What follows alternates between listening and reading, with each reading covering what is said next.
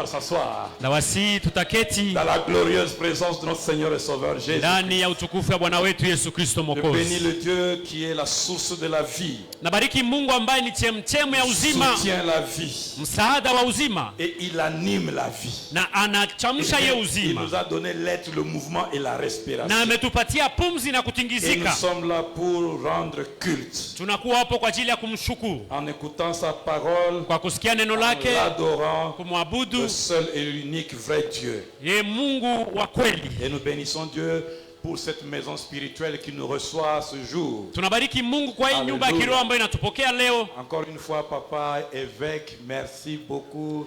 Maman pasteur, merci beaucoup de nous accueillir et de nous donner l'opportunité de servir au dessein de l'Éternel dans cette génération. Amen. Alléluia. Amen. Et je bénis Dieu pour les éminents hommes de Dieu qui sont ici. Que Dieu vous bénisse. Que Dieu bénisse pasteur Yves, maman Francine. Wow. C'est un miracle. Alléluia. Amen. Que Dieu bénisse mon épouse également. Toute la chorale Logos Rema. Et que Dieu bénisse le camp de Dieu. Amen. Alléluia. Amen. Alors la mission prophétique de l'Église. Kazi ya unabii ya kanisa C'est ce que nous sommes en train de voir. ni hiyo ndio Et tunaona, nous sommes en train de conclure aujourd'hui na tunatia kifungo leo en retenant kwa kushika que hili la pensée de Dieu, ya kwamba fikara la la Mungu, volonté de Dieu, mapenzi ya Mungu ce n'est pas d'avoir haiko ya kukua des gens qui sont contents seulement d'être à l'église. watu ambao wanafurahia kuwa kanisani, C'est d'avoir ni kukua une église qui a son cœur. kanisa ambayo inakuwa Une na moyo église qui wake, bat au battement de son cœur. kanisa ambayo inakuwa kwenye moyo wa Bwana. Battement du cœur de Dieu Kupiga ya moyo wa Mungu est concerné par la mission. inakuwa hapo kwa ajili ya kazi. Dieu l'a enseigné au travers du papa évêque, n'est-ce pas? Hizi walitufundisha Dieu est kupitia papa visionnaire. Eveke. Bwana ni Et il mtumwa veut que l'église ait la même préoccupation que lui. na anapenda kanisa ikuwe na kazi moja na yeye. Alors, on va aller à partir de Matthieu 28, Tutaanzia kwenye Mathayo 28 verset 19 19 mstari et 20, pour rappeler qu'à travers la mission prophétique de l'église, kwa kukumbusha kupitia kazi ya unabii wa kanisa, l'église est appelée kanisa imeitwa à installer le règne de Dieu sur terre. kutia utawala wa Mungu duniani. L'église est appelée Kanisa limeitwa à coloniser la terre kutawala dunia en amenant le règne de Dieu sur na terre kuleta utawala wa Mungu hapa duniani par la puissance du Saint-Esprit, kupitia uwezo wa Roho Mtakatifu en portant la parole. kwa kubeba neno. Le verset 19 de Matthieu 28 dit: allez, faites de toutes les nations des disciples.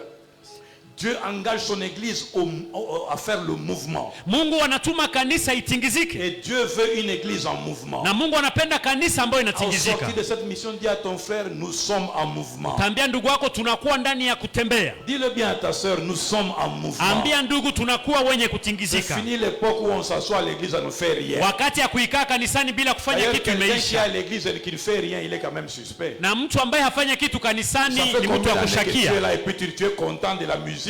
Ni miaka ngapi umekuwa hapo Tu es unafurahia content de muziki, la prédication de papa évêque? umefurahia mahubiri tu Et puis c'est tout. na inaishia hapo? Mon frère, Dieu a tellement investi en toi.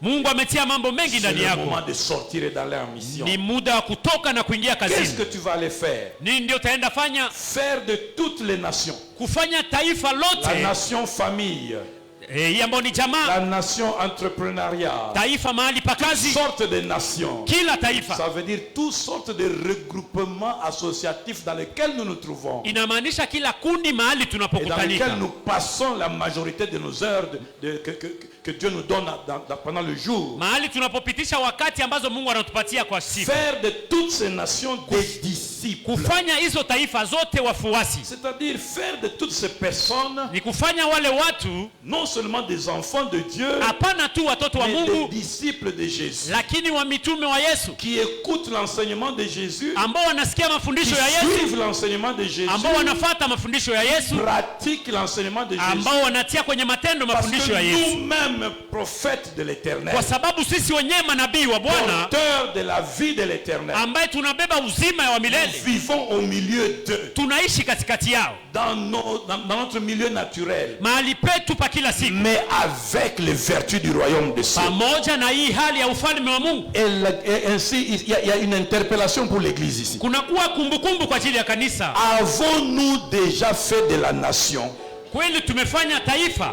Avons-nous déjà fait de nos familles? Tumefanya jamaa zetu? Notre corporation professionnelle où nous nous trouvons? Mahali pote tunapokutania, Avons-nous déjà fait de toutes ces nations tumefanya hizo taifa les zote disciples de Jésus? wa mitume wa Yesu? S'il y a encore beaucoup de désordre Na kama kunakuwa makosa et mengi d'indiscipline, na kunakuwa des kukosa choses dont taratibu, nous nous plaignons tous les jours, vitu ambavyo tunasema kwa c'est ajili que yake, l'église n'a pas encore joué son rôle, inamaanisha kanisa ou aliyefanya l'église kazi, est lente à jouer son rôle, kanisa inakuwa ou polepole l'église kufanya kazi, est ignorante de son rôle. ama kanisa haijue kazi yake. Gloire à Dieu que cette semaine ait eu lieu Utukufu kwa Mungu kwa sababu hii wiki pour ilipata que tu nafasi aies été équipé ili wakupe vifaa, et que tu comprennes que tu n'as pas besoin d'avoir un titre. ili uelewe hauna haja ya kukuwa na Dieu cheo. te connaît, Mungu anakujua, Dieu t'a choisi, Mungu amekuchagua, Dieu compte sur toi. Mungu anaangalia C'est juu yako. toi la bouche de Dieu, Ni wewe wa c'est Mungu, toi les mains de Dieu, ni wewe mikono ya c'est Mungu, toi qui iras pour ni Dieu. wewe ndiye utaenda kwa ajili ya Mungu.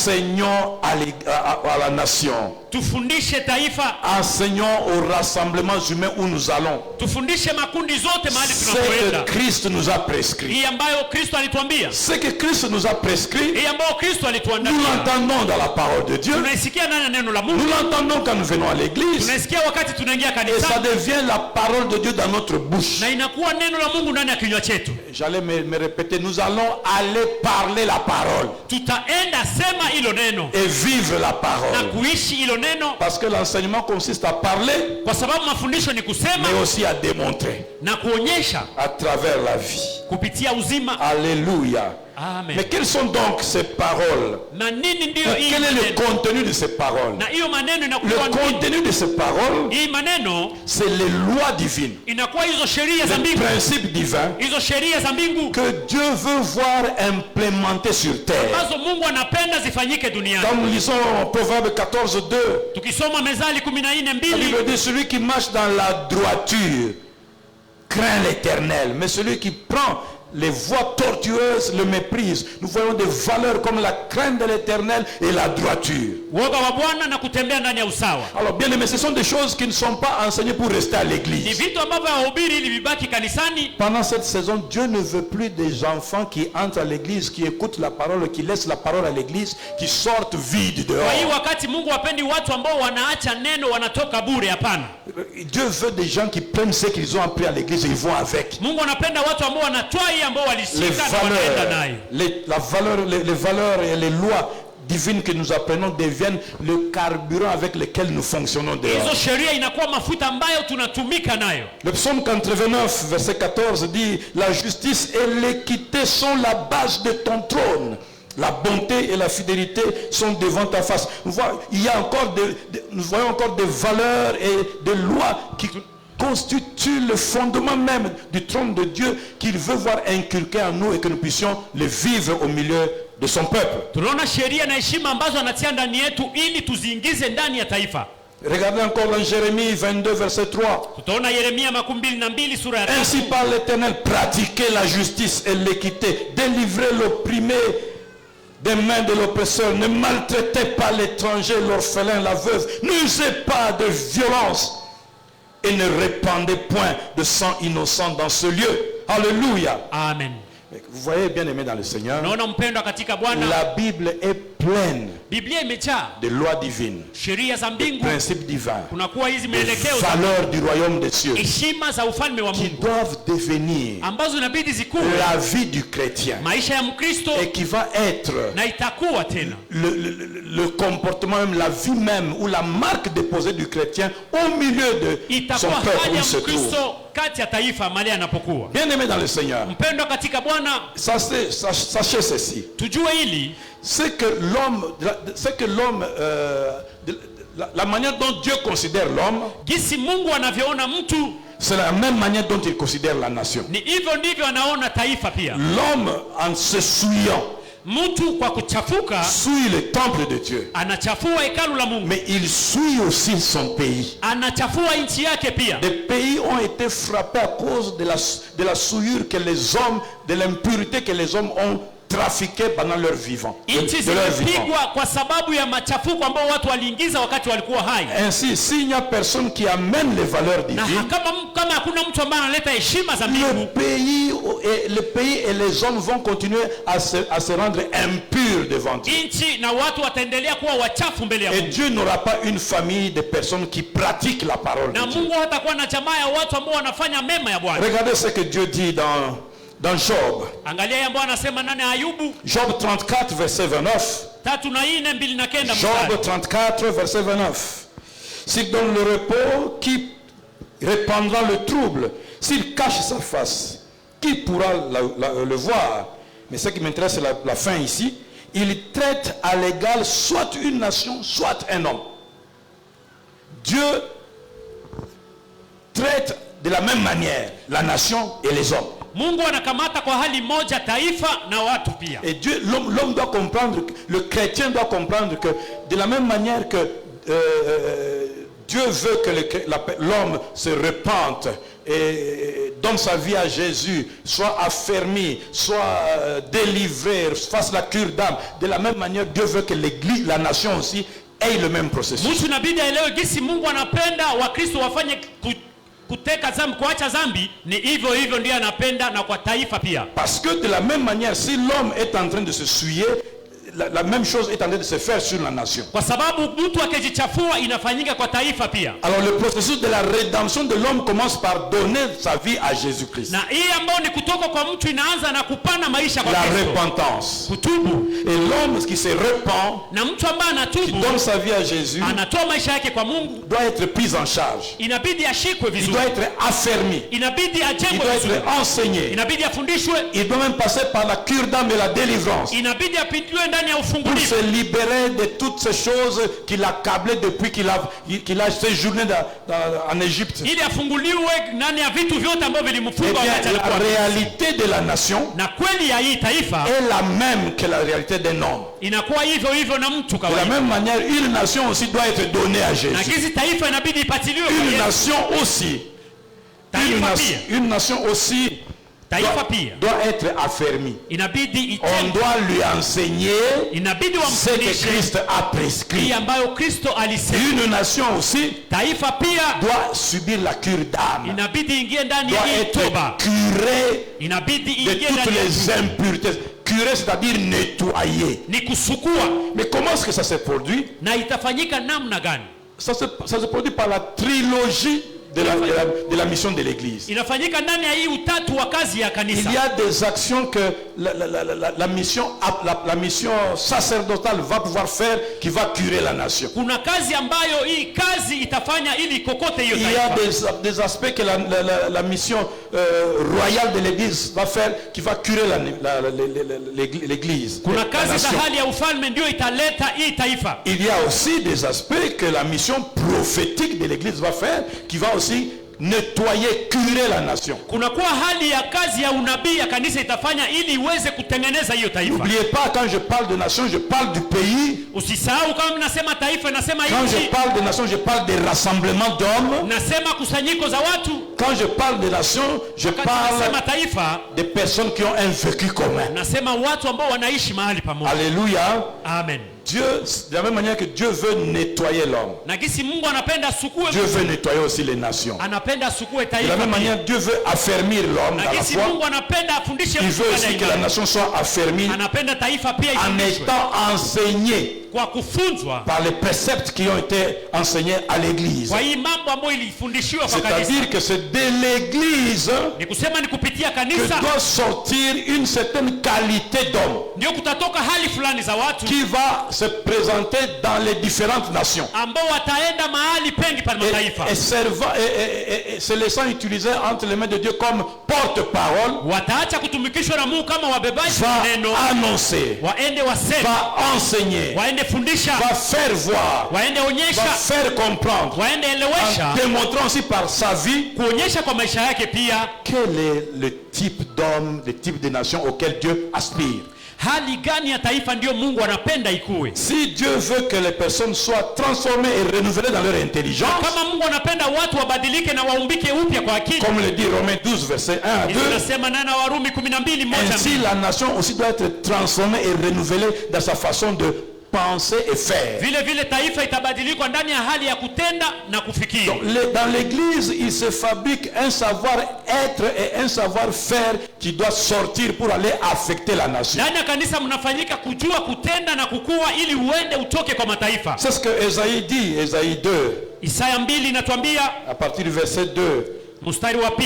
C'est aussi quelque chose, c'est aussi la même chose qui est reprise aussi dans Michée, mais je vais lire dans Esaïe 2, à partir du verset 2. Il arrivera dans la suite des temps que la montagne de l'Éternel, la montagne de la maison de l'Éternel sera fondée sur le sommet des montagnes, qu'elle s'élèvera par-dessus les collines et que toutes les nations y afflueront.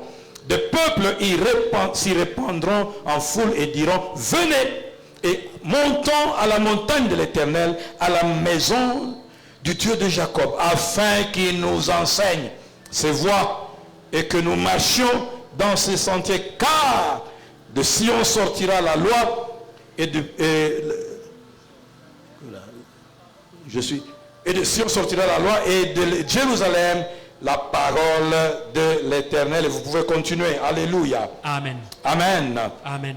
Bien-aimé dans le Seigneur, Penda katika Bwana, l'église doit fournir le modèle. kanisa inabidi ionyeshe mfano, Parce que c'est dans l'église que Dieu fabrique le modèle. kwa sababu ni ndani ya kanisa ndio Mungu anatengeneza hiyo En mfano, transformant l'homme, kwa kugeuza en mtu, libérant kwa l'homme, kugomboa par mtu, le renouvellement de son kwa intelligence, kuumba akili yake pour en mpya faire un homme ili amfanye selon le mtu cœur de Dieu, kulingana na moyo wa selon les Mungu, plans de Dieu, kulingana na mpango et wa le Mungu, replacer na au milieu kumuweka de sa société. katikati ya C'est comme ça, mataifa. bien-aimé. Ni hivyo mpendwa, Pour délivrer un peuple, ili ukomboe Dieu taifa, choisit un sauveur au milieu du peuple Mungu anachagua mtu katikati ya et watu il le soulève. na anamuinua. Mais ici, Hapa Dieu prend l'église Mungu et anashika met kanisa, l'église au-dessus anatia kanisa pour juu, dire c'est ici qu'il y a l'exemple. anasema ni hapa ndio mfano. Si vous voulez voir Kama mnapenda muone la bonne politique de santé, hali c'est nzuri ya ici qu'il afya, faut voir. ni hapa ndipo Si inabidi vous muone. voulez voir Kama mnapenda muone la bonne politique culturelle, hali puisez nzuri ya l'exemple kuishi, ici. Si inabidi vous muone voulez hapa. voir Kama mnapenda la bonne muone politique d'éducation, hali nzuri ya Puisez ici. kufundisha, mshote mahali hapa. alléluia. Amen. C'est pour ça que Dieu va promouvoir beaucoup de gens ici. Ndio à maana l'église. Mungu atasukuma mbele watu wengi. Il y en a qui est distrait, qui ne comprend pas que c'est de lui que je parle. Wengine hawaelewa kwamba ni yeye ndiye wanasema. Dieu ne va pas donner l'exemple par quelqu'un qui n'a pas élevé. Non. Mungu hatapana mfano kwa mtu ambaye hajainua, Pour hapana. qu'on te voie, il faut que Dieu te mette au-dessus. Ili wakuone inabidi Mungu akuinue juu. Alors toi qui as travaillé longtemps, tu travaillais, on ne te voyait pas. Wewe ambao umetumika sana walikuwa La wakuone. saison est venue où on va te voir. Wakati imeenea wakuone sasa. Et Dieu va te prendre pour te placer, Na Mungu atakuinua pour manifester tout ce qu'il a transformé en toi. ili aonyeshe yote ambayo amegeuza Afin que ndani ça yako. soit un enseignement et un exemple. Ili kuwe mafundisho na Pour que mfano. plusieurs commencent à rechercher comment est-ce qu'on devient comme Ili ceci. waanze kuuliza namna gani wanaweza kuwa hivi. L'église a un rôle à jouer. Kanisa ina kazi Et ya c'est un kufanya. aspect prophétique Na ni kazi ya unabii. qui consiste à révéler Dieu, Inakuwa kwa ajili ya kufunua Mungu. qui consiste à manifester Dieu, Inakuwa kwa ajili ya kuonyesha Mungu. de sorte à aboutir, Ili tufikie à une qualité d'homme marquée par l'éthique. kwa hali ya mtu ambaye anaonyesha. Par l'éthique. Et l'éthique en question, c'est quoi? Na hiyo ni nini? C'est le caractère de Christ formé en l'homme. Ni hali ya Kristo inaonekana ndani ya mtu. Nous souffrons parce qu'il y a très peu d'hommes ayant développé le caractère de Christ qui sont en train de conduire les nations où nous nous trouvons. Tunateseka kwa sababu watu wachache ndio wanakuwa na hiyo hali ya Kristo. Quand les méchants se multiplient, le peuple gémit. Wakati watu wabaya wanaongezeka, taifa Mais linaharibiwa. quand les justes se multiplient, le peuple est dans la Na joie. wakati wenye haki wanaongezeka, taifa Je vais inakuwa ndani terminer ya en furaha. demandant qu'on me balance l'image que j'avais demandé, que j'avais donnée pour pouvoir résumer tout ceci. Alléluia. Amen. Ce sont des choses que je vais vous laisser aussi comme devoir entre les mains de papa évêque Stallone. Et je sais que, étant un très bon enseignant, vous allez pouvoir Voilà, ok. Alors, oui, allons à la première image. Je ne sais pas si vous allez voir, mais voilà. Il y a les montagnes d'influence. Kunakuwa hiyo mlima wa Et je kujulikana. bénis Dieu d'entendre papa évêque me précéder. À côté de la plate-bande, papa Yves, à côté de la plate-bande. Mais il a très bien fait, je bénis Dieu. Parce que moi je devais le faire de cette manière ici. Ningefanya kwa hii hali Afin de vous donner un devoir ili niwapatie qui sera conduit par papa évêque lui-même. Donc il y a 7 montagnes à travers lesquelles 7 sommets, 7 cercles d'activité kunakuwa mlima 7 ya kazi à travers lesquels les hommes vivent ambazo watu wanaishi et dans lesquels ils ont des interactions na wanakuwa na mavitu et où Dieu veut les voir imposer les valeurs du royaume de na Dieu. Mungu anapenda waone watie mkazo kwa ufalme wa Mungu. Et tout ça a comme sous-bassement l'église. Na hii yote inakuwa na mwanzo ni Parce kanisa. que tout viendra de l'église. Yote itatoka kwa kanisa. Le modèle viendra de l'église. Mfano itatoka kwa kanisa. Mais ce qui est vrai, ce que vous devez savoir, Hii ambayo tunabidi kujua c'est que dans chacun de ces cercles, kwa hiyo hali yote il s'est installé des autorités de domination, de pouvoir qui sont contre le royaume des cieux. kumetiliwa ufalme na nguvu ambazo zinakuwa C'est kinyume na pour ça que ufalme. nous sommes en train de voir aussi la mission sacerdotale. Ndio maana tunaona hiyo kazi ya kisacerdoce. Alléluia. Amen. Alors, dans la sphère de la religion, de la spiritualité, de la religion, Ndani ya hali ya c'est-à-dire kiroho de l'église, ya kanisa vous rencontrez des combats comme l'esprit de religion, unakutana na vita kama l'esprit de vile doute, roho ya mashaka, l'esprit d'incrédulité, ya moyo mgumu, l'esprit de confusion na kwa roho ya et machanganyiko, l'esprit d'idolâtrie. roho ya kuabudu sanamu. Le devoir consiste à rajouter les autres Devoir inakuwa kuongeza zingine et à trouver de ce côté ici la forme finale que Dieu veut, hali ya mwisho ambayo Mungu anapenda, la transformation que Dieu veut, le kubadilishwa ambayo caractère Mungu chrétien anapenda, et l'éthique que Dieu veut avoir. Mkristo wa kweli ambao Mungu Quel anapenda. type de chrétien Dieu veut avoir? Hali gani ya Mkristo ambaye Mungu anapenda? Des hommes qui craignent Dieu, Watu ambao wanaogopa Mungu, des hommes qui servent Dieu watu ambao wanatumikia Mungu dans l'éthique et dans l'amour de Dieu. ndani ya upendo wa Mungu. Vous avez dans la cercle de la famille, Ndani ya jamaa Jézabel attaque la famille, Jezabeli kama jamaa, l'homosexualité attaque la famille, hii ambayo ni la rébellion, la haine, hii ambayo ni chuki, rajoutez. muongeze. Amen. Parce que regardez, l'exercice consiste à ceci. Inakuwa hivi, Ce que vous savez nommer, hii ambayo mnajua kuweka, vous savez le combattre aussi. mnajua ipiganisha Ce que pia. vous savez nommer, Hii ambayo mnajua kupatia vous savez chini, aussi le manipuler mnajua kuitumikia et travailler là-dessus. na kutumika humo ndani. Amen. Amen. Et vous avez comme ça dans chaque cercle, dans l'éducation, qu'est-ce qui prédomine maintenant et qu'est-ce que Dieu veut voir. Nini ndio inatawala na nini ndio Mungu Dans les anapenda? arts et divertissements, vous avez qu'est-ce qui prédomine Nini ndio inatawala et qu'est-ce que Dieu veut na voir. nini ndio Mungu anapenda, Ainsi de suite. na kuendelea. Alléluia. Amen. Les autres images sont juste des explications. Ingine inakuwa vionyesho. Amen. Le deuxième tableau. Oui. Ah, nos frères travaillent très bien, que Dieu les bénisse.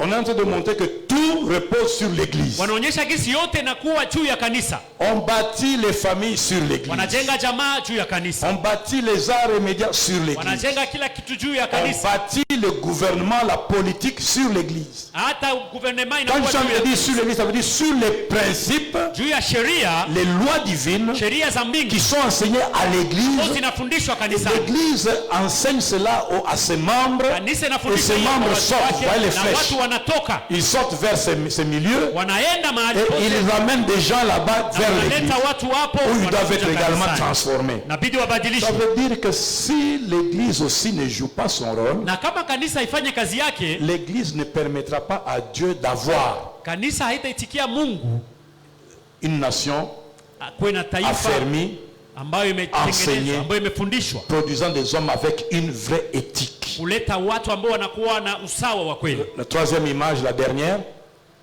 voilà, ça c'est le résumé. Au centre, c'est ça, c'est Ésaïe 2. Hapa ni Isaya 2.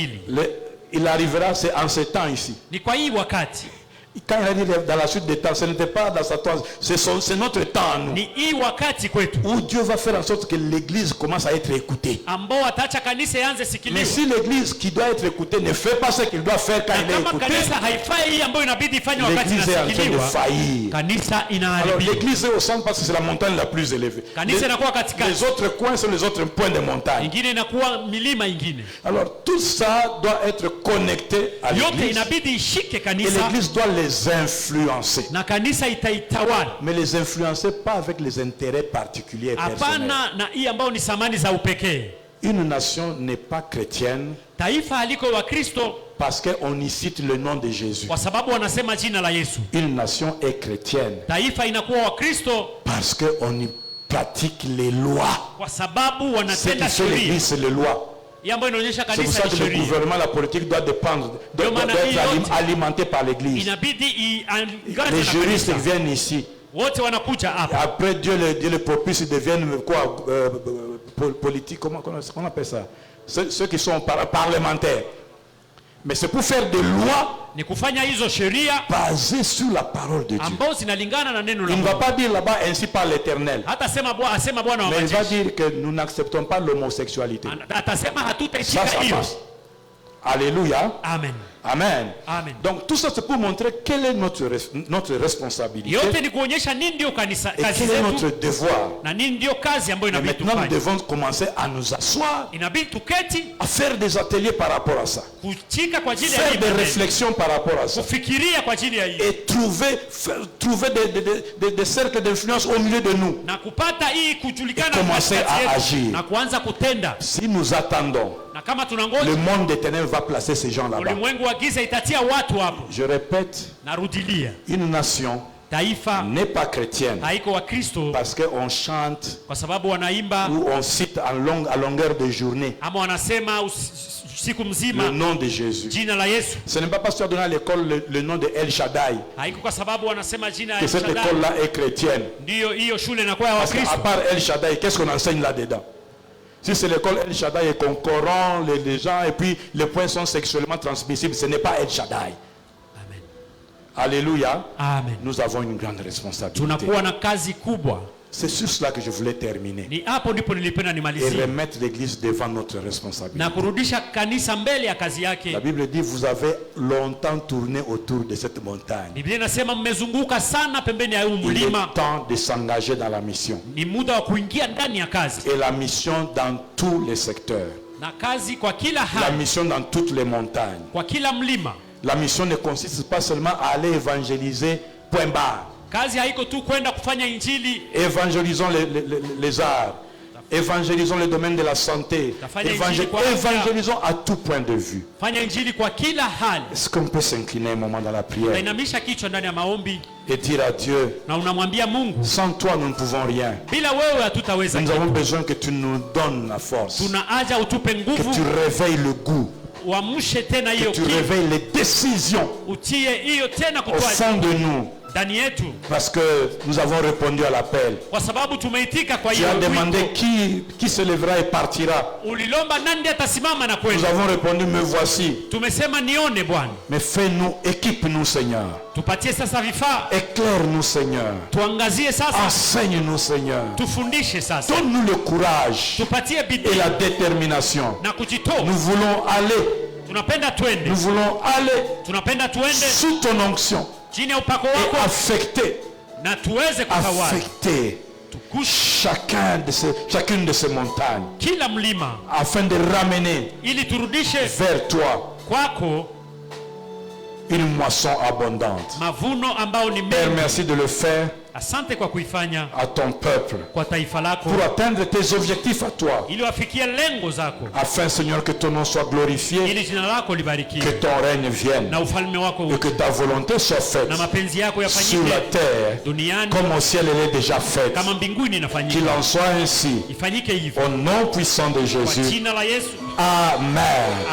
Que Amen. le Seigneur soit loué. Bwana abarikiwe.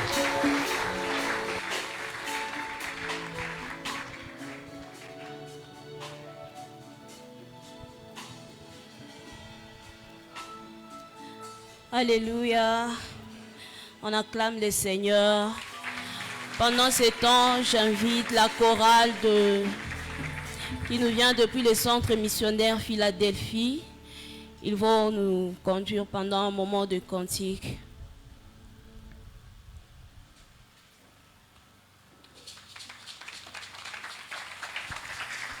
Si c'est pour Dieu, on le fait bien. On le fait bien. Alléluia.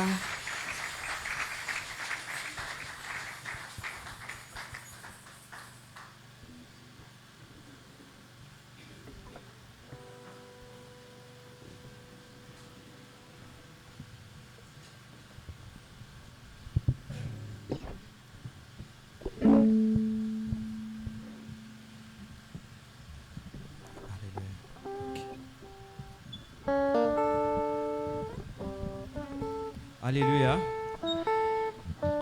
Ce soir, nous sommes là pour adorer notre Dieu, pour l'élever parce qu'il est bon.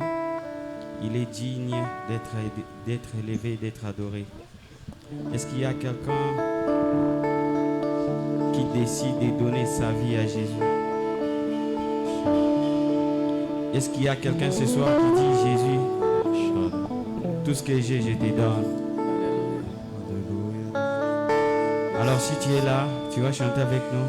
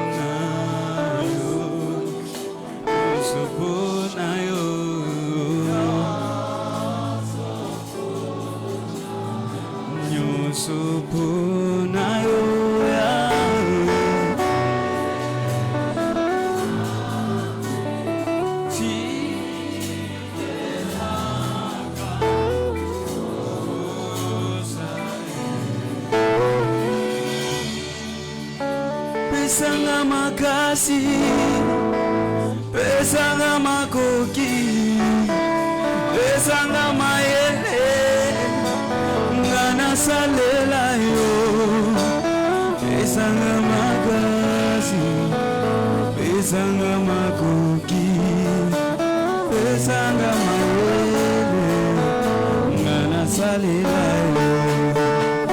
Oyebi motema, oyebi mabanzo, esika na suki, wanande yo bandi, nasengi makasi, nasengi makoki, pesanga mayele, ngana salela, pesanga makasi, Yahweh, pesanga mayele, ngana salela yo, nasengi makasi, pesanga makoki, pesanga mayele.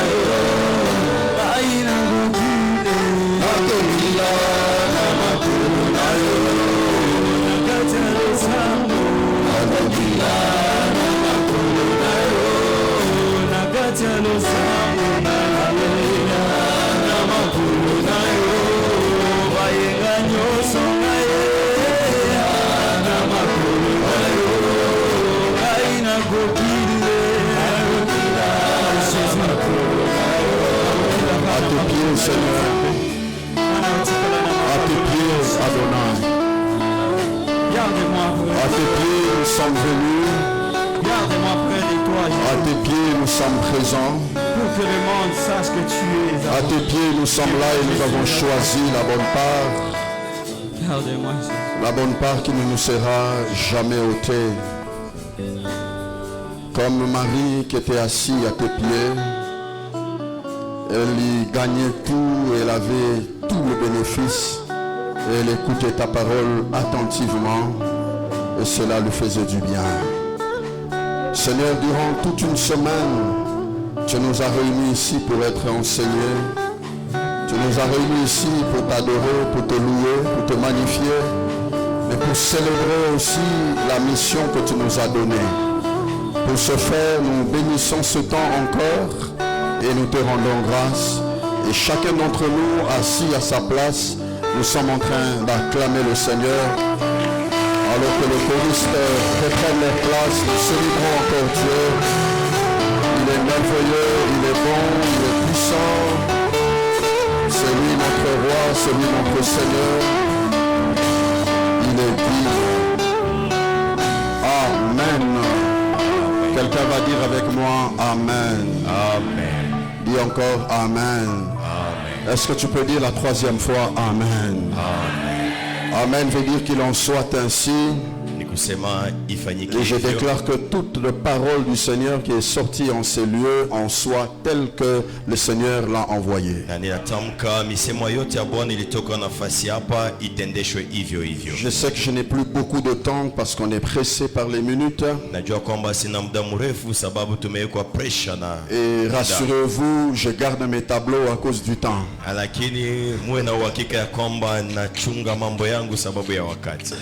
Amen. Amen. Je suis heureux d'être à la maison. Dans la maison de mon Père, notre Seigneur Sauveur Jésus-Christ de Nazareth. Ici dans cette église, il a établi aussi un Père avec une merveilleuse épouse que j'honore et à qui je dis merci beaucoup. Merci de nous avoir associés à cette mission. Et merci au Seigneur pour cela. Merci au pasteur Didier, avec qui nous avons partagé aussi la même chair. Merci à tous les hommes de Dieu présents ici, en vos différentes qualités, que Dieu vous bénisse. Merci au peuple de Dieu, à la chorale, à nous tous qui sommes là. Est-ce qu'on peut s'acclamer? Alléluia. Amen. Quelqu'un est en train de dire il a oublié quelqu'un. Toute la semaine je suis venu seul. Je venais faible, comme une faible plante. Mais aujourd'hui je suis venu très équipé. Celle qui m'accompagne s'appelle Madame mon épouse, moi Sinanga ma femme. Alléluia. Est-ce qu'on peut bénir le Seigneur pour celle qui m'accompagne?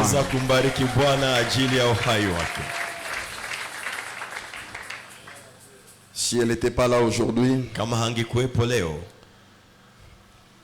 je me réserve. Alléluia. Amen.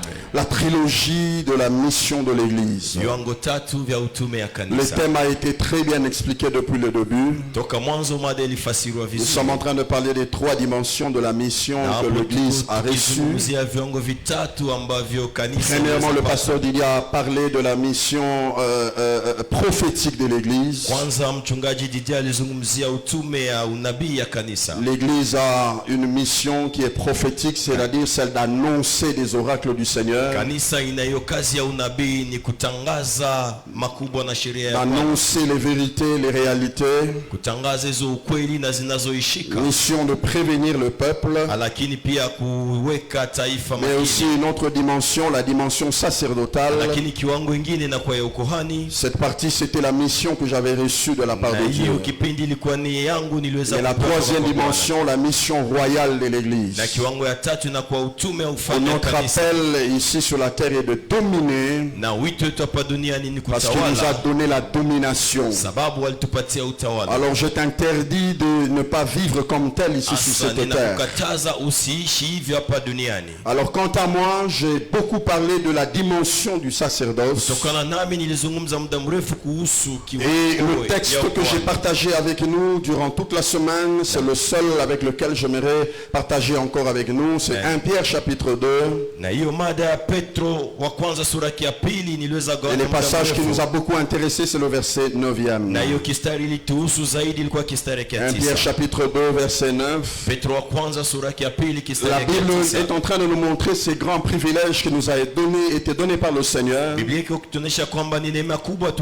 nous explique à peu près l'identité que nous avons. Et vous, au contraire, vous êtes une race élue, un sacerdoce royal, une nation sainte, un peuple acquis, afin que vous annonciez le vertu de celui qui vous a appelé dans les ténèbres à l'admirable lumière.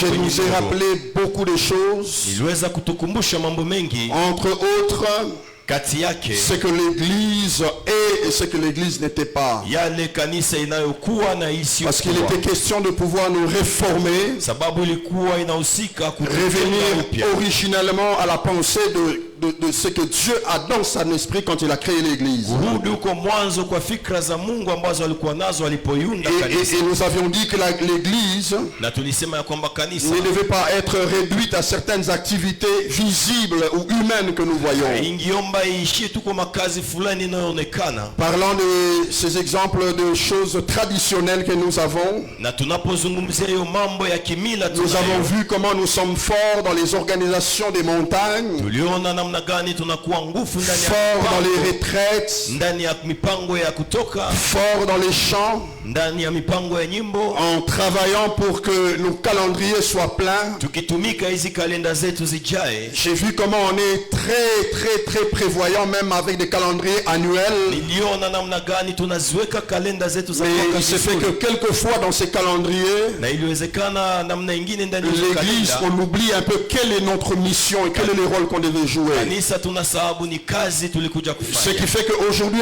au lieu d'être en train de faire la mission, Na leo kuliko tuwe wenye kufanya nos utume, yeux sont dirigés vers autre chose. macho yetu inaenda kuona mambo ingine. Et j'avais insisté en disant certaines choses qui nous faisaient un peu rire. Na niliweka mkazo nikisema mambo Le but de iliweza l'église n'était pas de distribuer du travail aux frères et aux sœurs. sema lengo la kanisa si kugawanya Le makazi, but de l'église n'était pas de distribuer des mariages, oui, si parce que certains sont kugawanya venus à l'église ndoa, pour se marier. sababu wengi walikuja kanisani ajili ya yale.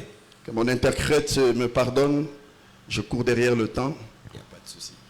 Alléluia. Amen. L'église, je disais, Nilikuwa nikisema n'était pas un lieu où nous distribuions les bénédictions. kanisa si nafasi tunagawanya Mais vibaraka. si nous sommes à l'église, c'est parce que nous sommes venus de Dieu avec une mission Lakini précise. kama tuko kanisani ni sababu tutoka kwa Mungu na kazi Et fulani. qu'il était très important de comprendre la mission de Na l'église. ilikuwa ya muhimu kuelewa vizuri utume ama kazi Les ya kanisa. visas qui nous a envoyés sur la terre n'est pas un visa touristique. Hiyo visa ilitutuma hapa duniani si visa ya Nous sommes utalii. venus sur la terre pour accomplir une mission. Lakini tulikuja duniani ajili ya Et kutimiza chacun kazi. de nous, au dernier jour, sera responsable Kila moja siku ya mwisho atachukua parce que nous majukumu yake, devrons rendre des comptes. sababu itaomba tutoe ripoti. Rendre des comptes. Tutatoa ripoti. Et les buts de Dieu, Na lengo la Mungu, je crois qu'il a accompli ses buts parce que Dieu accomplit toujours les choses quand il les envoie, il accomplit toujours son na but. nahisi ya kwamba alitimiza, sababu anapotuma kila kitu Nous anayatimiza. sommes en train de redéfinir, ou nous avons redéfini la mission. Na tulikuwa tukifasiria tena utume, Parce que, semble-t-il, beaucoup de gens ont oublié sababu inawezekana wengi wameisha kusahau la mission que nous sommes venus accomplir. utume juu yake tulikuja kutimiza. J'ai donné cet exemple clair. Nileta mfano ulikuwa Dans wazi Matthieu chapitre 28, aussitôt que Jésus-Christ donne la mission, allez, faites de toutes les nations des ndani ya Mathayo disciples. 28, wakati Yesu analeta utume anasema Quelque temps nendeni. simplement après, dans Actes des Apôtres, ils oublient. Na huko ndani ya Matendo ya Mitume wakasahau, Et Jésus-Christ vient redéfinir cette mission. na Yesu anakuja tena kufafanua hiyo Parce utume, qu'eux pensaient que c'était une mission politique, sababu walihisi ya kwamba ni utume ya mais kisiasa, c'était en dehors de ça, c'était au-delà, pardon, de ce qui était politique. lakini mbali na yale yalikuwa yale ambayo hawakufikiria. Alléluia. Amen. Bien-aimés dans le Seigneur, Mpendwa katika Bwana, j'avais dit aussi que l'église n'était pas un bâtiment. nilisema kama kanisa si kinyumba, L'église n'était pas une entreprise commerciale. kanisa si kampuni ya biashara, L'église n'était pas une organisation politique. kanisa si kundi fulani ya kisiasa, Mais l'église est venue avec une mission claire. lakini kanisa ilikuja na mission. Et quelle est cette wazi. mission?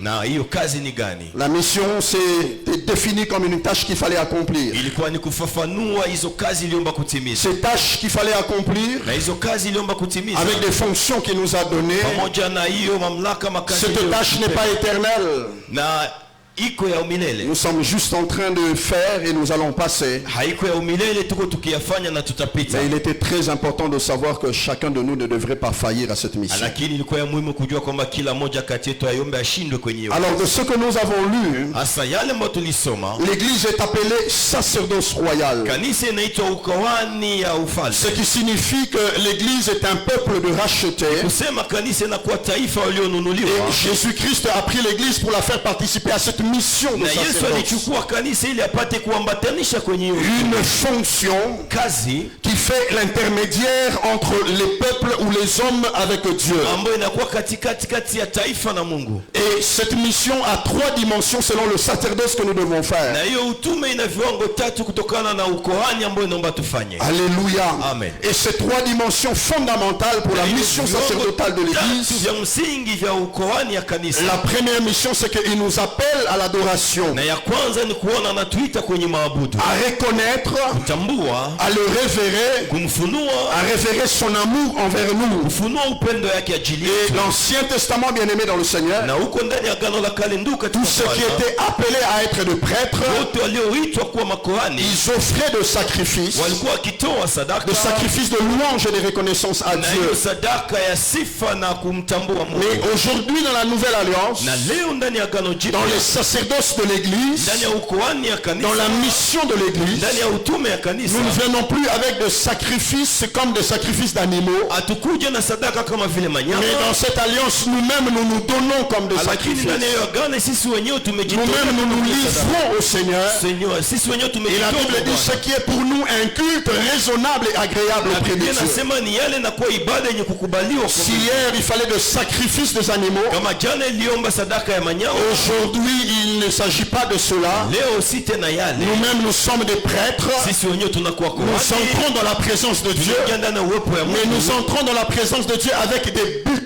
Lakini tunaingia ndani ya uwepo wa Mungu na malengo. Alléluia. Amen. Nous venons pour l'adorer. Tunakuja ajili ya Et je dis qu'il fallait redéfinir aussi l'adoration. Sema iliomba kuifafanua tena Parce que maabudu. l'adoration c'était toute une vie. Sababu maabudu ilikuwa maisha C'était nzima. l'expression de toute une vie qui honore le Seigneur. Ilikuwa ni kuonesha maisha yote ambayo J'avais dit yanahusisha l'adoration n'était pas un moment. Bwana. Ni kusema maabudu haiko tu C'est pas un wakati moment fulani. X comme aujourd'hui nous le vivons. Haiko wakati fulani gisi Mais l'adoration c'est toute une vie. lakini maabudu On ni se maisha réveille, yetu. on est en train d'adorer. Unaamka uko kiabudu. L'adoration qui va au-delà des paroles. Maabudu nenda zaidi ya misemo. L'adoration qui est une vie qui honore Dieu. Maabudu ambayo inakuwa maisha na Et sauf mheshimisha que quand on Mungu. nous regarde, Wengine on wanapotuona peut voir le Seigneur au travers wanaweza de nous. kumuona Bwana On peut ndani yetu. sentir la sainteté. Wanaweza kusikia, On peut sentir qu'il y a une différence. wanaweza kusikia kuna On peut sentir tofauti. qu'on n'est pas monsieur tout le monde. Wanaweza kusikia kwamba sisi si Bien aimé, watu quand wote. on devient un adorateur, Mpendo tunapokuwa on waabudu, cesse d'être monsieur tout le monde. unaacha kuwa yule On yeyote, devient une personne différente. kuwa mtu tofauti. Dans Jean chapitre 4, Ndani ya Yohana sura ya Jésus fait la rencontre de cette femme. Yesu anakutana na huyo mke. Plutôt, cette femme fait la rencontre de Ama huyo Jésus. mke anakutana na Yesu. Alors que le Seigneur Jésus est en train d'exprimer son Ijapokuwa cœur, Bwana iko na kimonesha il moyo est en train de wake. dire à cette femme, Iko akimwambia huyo mke, le cœur de Dieu cherche de vrais adorateurs. moyo wa Bwana unatafuta waabudu wa Ceux qui kweli. l'adorent en esprit et en Waabudu vérité. kwa roho na Et ukweli. pendant ce temps, Na kwa hiyo wakati le temps me manquerait de montrer toutes les étapes na alikuwa akimwonyesha viwango qui ont vyote fait que cette femme ambao vilionyesha kwamba huyo sorte mke de la dimension anatoka ndani ya où kiwango elle voit Jésus comme un juif ambao anaona Yesu kama et elle va dans Myunani la dimension où elle le voit comme le Messie. na anaenda kwenye kiwango anamuona kama Cette vile dimension Mesia. amène Hiyo kiwango à inapeleka amener cette femme à comprendre l'adoration. inampeleka huyo mke kuelewa maabudu. Ah, j'aurais bien voulu avoir assez de temps, Ningefurahi kuwa na muda mrefu, mais je préfère ne pas avoir assez de temps pour que la prochaine fois on m'invite encore. Je reviendrai. Je reviendrai. nitarudi. Je laissais quelque chose entre parenthèses.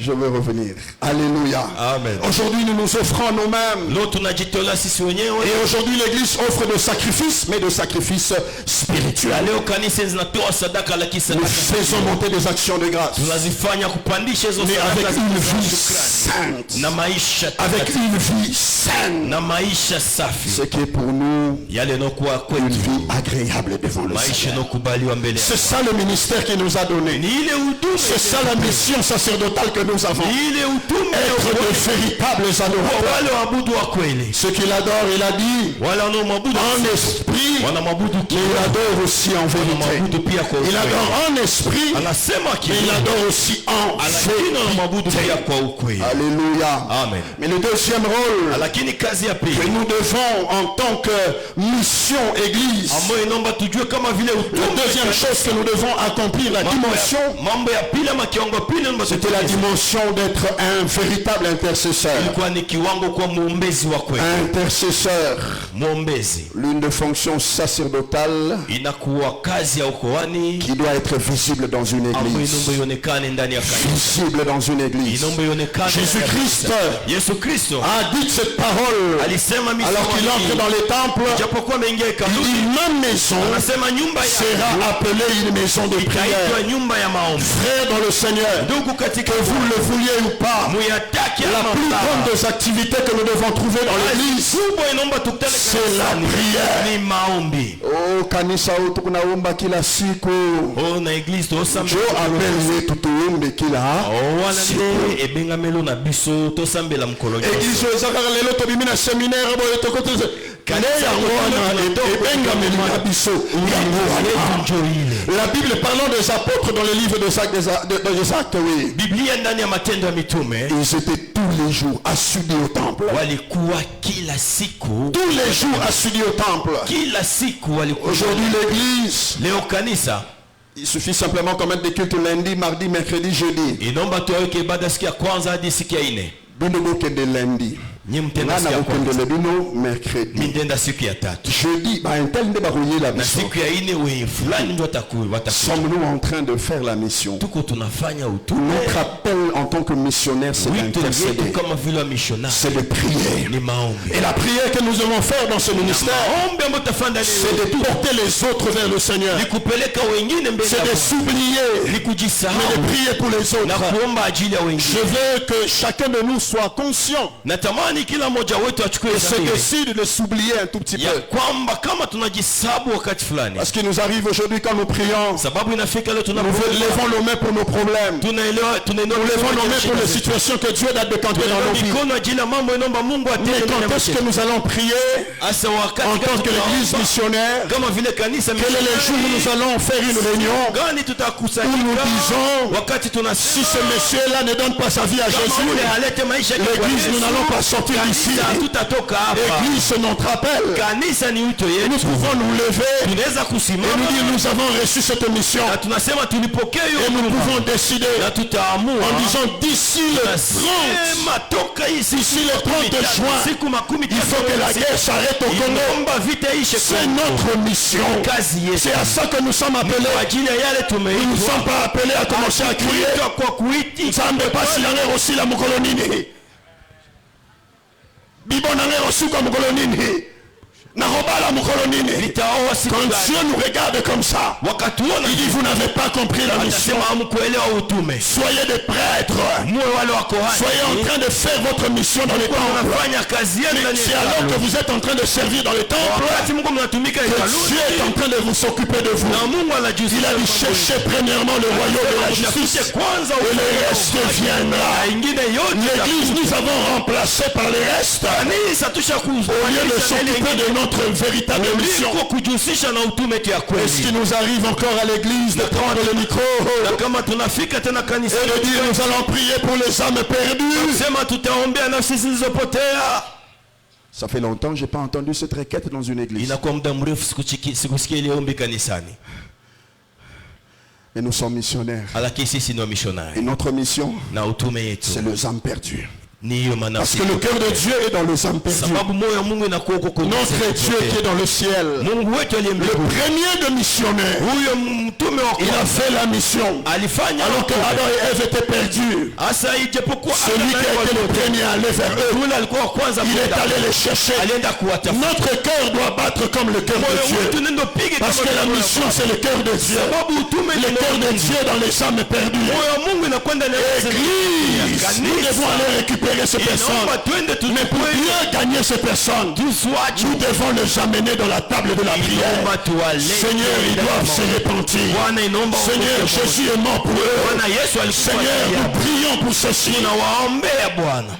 Est-ce qu'on ne peut pas s'oublier? Hatuwezi tukajisahau. Est-ce qu'on ne peut pas s'oublier? Hatuwezi tukajisahau. Est-ce qu'on ne peut pas s'oublier? Kweli hatuwezi tukajisahau.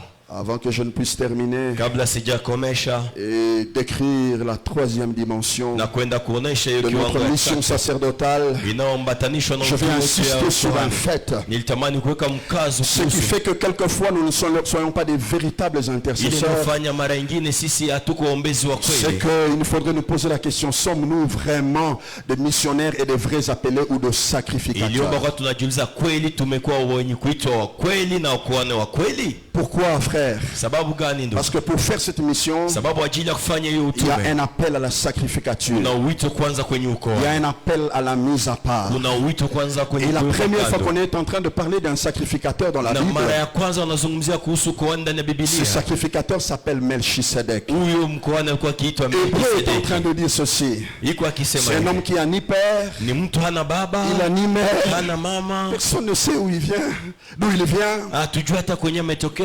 Quand tu regardes cet élément, Unapoangalia hiyo tu te neno rends compte que utaenda gundua kwamba la mission que nous avons, utume tunayo elle n'est pas une mission humaine. haiko utume ya C'est une kinadamu, mission divine. inakuwa utume ya C'est une kimungu, mission qui vient de Dieu. inakuwa utume inayotoka Et kwa parce que Mungu. ça vient de Dieu, Sababu inatoka ça kwa Mungu, porte le caractère de Dieu. inaleta hiyo hali Allez, ya le Mungu. caractère de Dieu, Sasa hiyo hali ya c'est que ça Mungu porte la sainteté, inaleta hiyo ça porte utakatifu, la divinité. inaleta Et umungu. chacun de nous en tant Na qu'église kila moja kama doit vile porter la kanisa sainteté, inaomba bebe hiyo doit porter aussi la divinité de Dieu. apeleke hiyo umungu. Parce que celui que nous sommes en train de représenter, Sababu yule tuko celui qui nous a tukiwakilisha, confié la mission, yule aliyetupatia kazi celui qui est venu habiter en nous, ni yule alikuja kukaa ndani celui que nous yetu, sommes en train de refléter. ile tuko tukionesha. Et si la mission veut bien faire cette église, Na kama pour réellement porter ce fardeau, ajili kanisa bebe il faut réellement être un véritable sacrificateur, inaomba kabisa koani ya quelqu'un kweli, qui a été appelé par Dieu, yule aliyeitwa na Mungu, quelqu'un que Dieu lui-même a pris, yule anayekuwa Mungu alikamata quelqu'un que mwenyewe, Dieu a appelé, huyo Mungu aliita yeye quelqu'un que mwenyewe, Dieu a appelé. huyo mtu ambaye Mungu aliita yeye Je mwenyewe. n'irai pas plus loin. Sitaenda mbali, Vous avez compris. umeelewa? La troisième chose, je vais m'arrêter par là. Mambo matatu tutaishia pale. La mission Utume sacerdotale de l'église, utume ukoani ya kanisa c'est aussi ni pia l'enseignement. mafundisho. Revenir aux enseignements. Turudi kwenye mafundisho, Revenir aux véritables enseignements. rudi kwenye mafundisho ya kweli. Cela inclut des prédications, Ile inakuwa ndani ya des mahubiri, prédications qui sont alignées à la parole de Dieu. mahubiri ambayo inakuwa nyuma tu ya Des neno ya Mungu, prédications qui visent et qui sont dans la doctrine. mahubiri ambayo inakuwa ndani ya Église, ukweli. notre rôle et notre mission, Kanisa kazi c'est de yetu nous assurer que la saine doctrine est en train d'être pratiquée ni dans l'église. kukihakikisha kwamba mafundisho Parce que les yanayotendeshwa ndani ya prêtres étaient en kanisa, train d'enseigner, sababu wakohani ils ont enseigné la lettre, walikuwa wafundisha ils ont enseigné barua, la parole de Dieu, walikuwa wafundisha neno et la ils Mungu, veillaient à ce qu'il n'y ait ni ajout na ukuwa na et qu'on vienne rien enlever. Et qu'on ne vienne rien enlever. na wasitoe hata kitu moja. Et ça, l'église, nous devons veiller parce que c'est notre mission. Na ile kanisa inaomba tulinde ile sababu ni Si kazi la yetu. parole de Dieu est déformée quelque part, Kama neno la Mungu nous imeharibika fasi devons fulani, prendre le courage de dire que non, non, non, non, ça c'est pas la parole inaomba de Dieu. tuchukue ushujaa na tunasema Ça ce n'est pas la saine doctrine. hii si mahubiri ya kweli. Pourquoi, bien aimé dans le Seigneur? Sababu gani mpendwa? Parce que l'ennemi sait, Sababu adui il va anajua toucher à la doctrine atenda gusa kwenye pour mahubiri amener plusieurs personnes en enfer. ajili ya kupeleka watu Il va wengi, toucher à la doctrine atagusa pour mahubiri détruire la vie de beaucoup de personnes ajili ya kuharibu maisha ya et watu même pour wengi, détourner l'église de sa mission. na hata kupeleka kanisa Alors, mbali na notre kazi. rôle dans la mission Hasa sacerdotale, kazi yetu ndani ya c'est de veiller sur la saine doctrine. ni kuishimama imara ndani ya mahubiri ya kweli.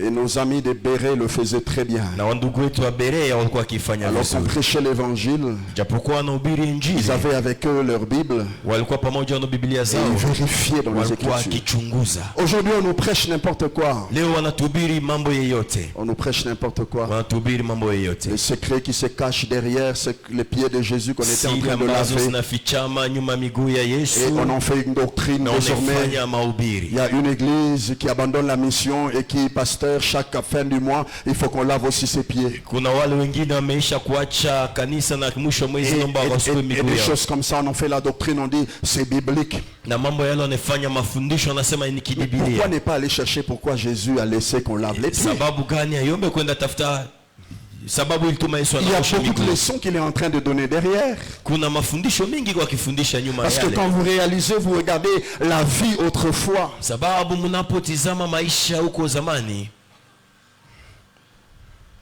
il y avait des esclaves dans les maisons.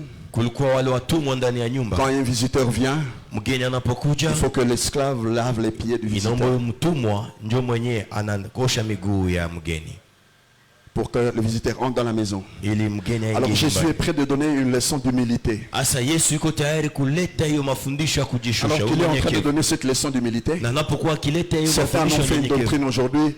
Bosokola kamakola pasteur na bino. na leo watu wanaanza kusukuma Yesu miguu basokola ya mchungaji. kamakola basokola kamakola naye.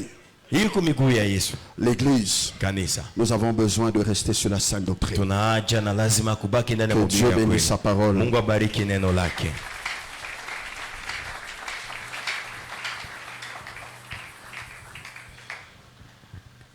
J'ai envie de faire une courte prière. Na najisikia kufanya maombi Elle ne fupi, sera pas longue. haitakuwa mrefu. S'il vous plaît, levez légèrement vos mains.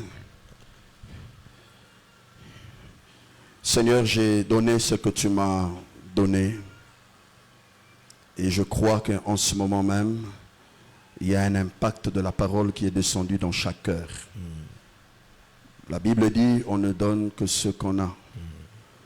Et devant ces paralytiques, Pierre et Jean ont déclaré, ce que j'ai, je te le donne. Aujourd'hui, le cœur du sacerdoce, de la mission, je nous le communique. Au nom de Jésus. Amen. Amen.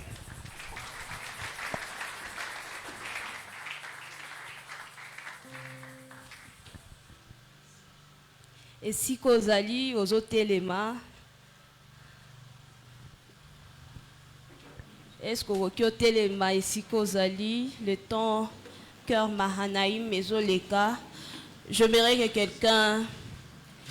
que quelqu'un en ce lieu détache son cœur de l'aiguille de la montre et que tu commences à contempler la grandeur de Dieu. Que tu commences à contempler la grandeur de Dieu. J'aime l'attitude de David lorsqu'il a conçu dans son cœur de bâtir une maison pour l'Éternel et que l'Éternel lui a refusé. Pendant que le prophète était revenu lui dire que l'Éternel n'était pas d'accord qu'il bâtisse la maison, David dit ceci: que tu es donc grand, Éternel Dieu, car nul n'est semblable à toi. Et il n'y a point d'autre Dieu que toi, d'après tout ce que nous avons entendu de nos oreilles. J'aimerais que tu prennes cette attitude en ce moment. Oublie ce que tu as demandé au Seigneur en prière et que tu n'as pas encore eu, mais contemple quand même la grandeur de Dieu. Contemple la fidélité de Dieu. Dis: Seigneur, je sais que tu es grand, je sais que tu es souverain, tu es fidèle, même si la prophétie, la promesse ne s'est pas encore réalisée, je sais que tu finiras par l'accomplir. Est-ce que quelqu'un peut commencer à faire monter son cœur, à rencontrer le cœur de Dieu et commencer à dire au Seigneur: oui Jésus, je t'aime Yahweh, je t'aime Adonai. C'est devant ton trône que je viens déverser mon cœur. C'est devant le trône de l'agneau de Dieu que je viens répandre mon cœur. Oui, tu es digne de mes exaltations. Tu es digne que je te dise toutes les belles paroles qui peuvent sortir du plus profond de mon cœur. Tu es digne même si les mots ne peuvent pas sortir de ma bouche. Tikata va soupir nanga et sa expression et adoration. Est-ce qu'on peut le faire ensemble avec la chorale? Alléluia. Que notre roi soit glorifié. Hosanna.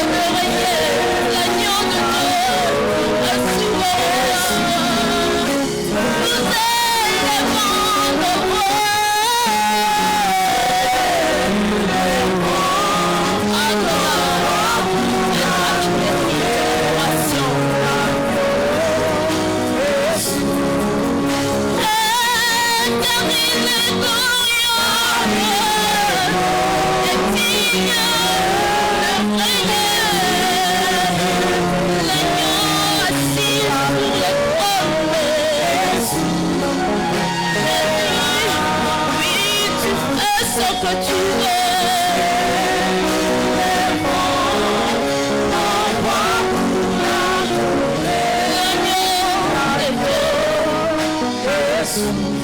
Disons, l'agneau de Dieu est souverain. C'est lui qui nous a réunis ici, il est souverain. C'est lui qui me connaît par mon nom, il est souverain. C'est lui qui est assis sur son trône, est souverain.